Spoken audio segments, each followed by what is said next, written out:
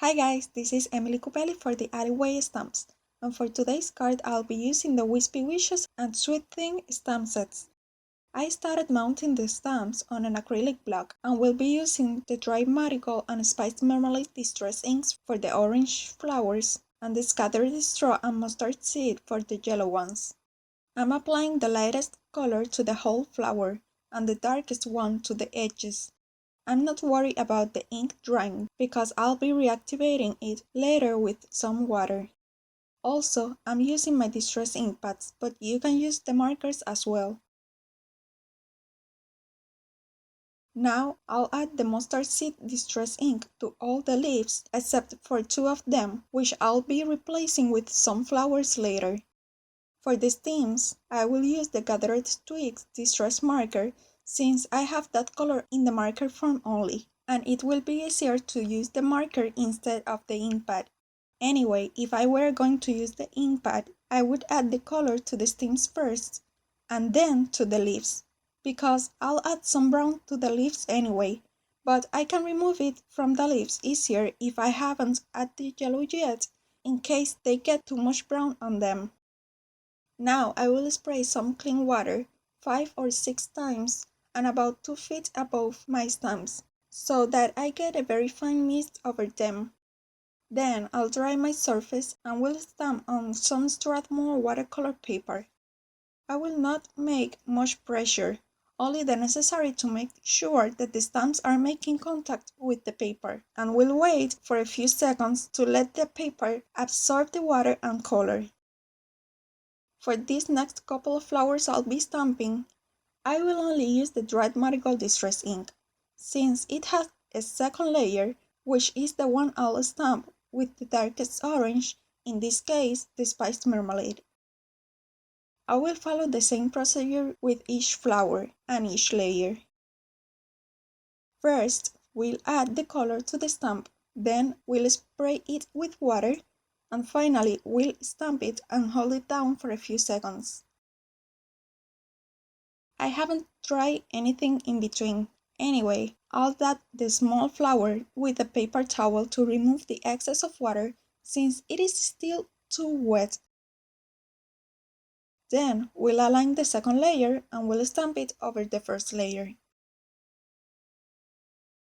For the leaf that I didn't stamp very well, I will add a bit of the mustard seed and gathered twigs distress marker.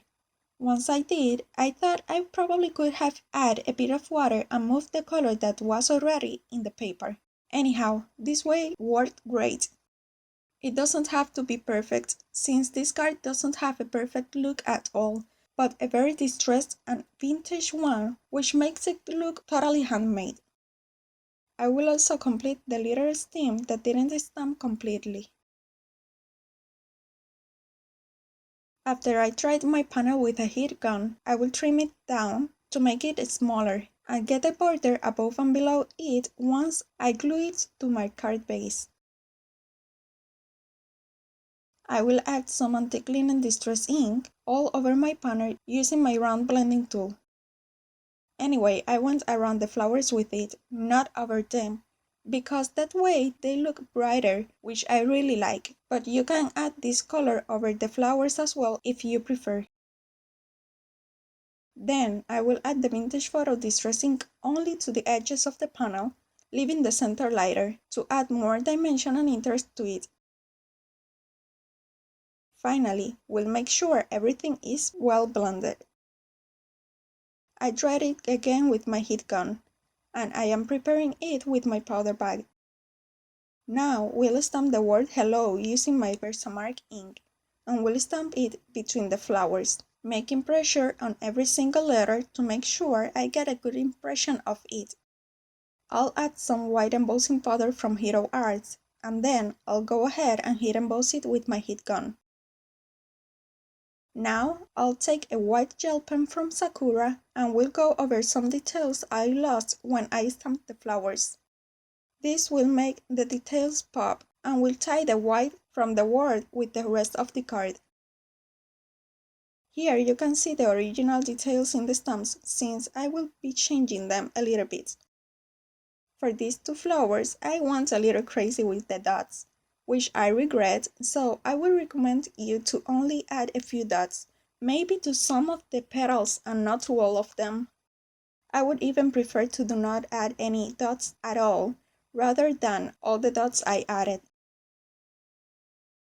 Now, for this other flower, I really liked how it turned out, as well as the lines I added to the leaves.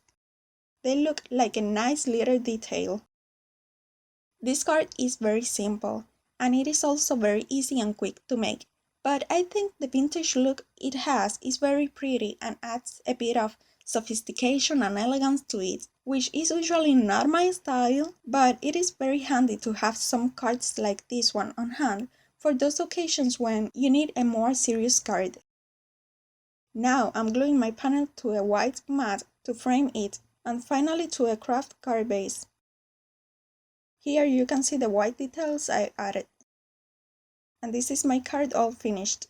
I tried to use fall colors in this card, perfect for this season, but you can totally change the color of it to your preference. Please give this video a thumbs up if you enjoyed it and subscribe to my channel as well as the TheAlleyWayStamps channel if you are not subscribed yet. Don't forget to visit my blog to see the full list of supplies and more close-up pictures. Here are some of my last videos for you to watch in case you missed them. Thank you so much for watching and I'll see you next time. Bye!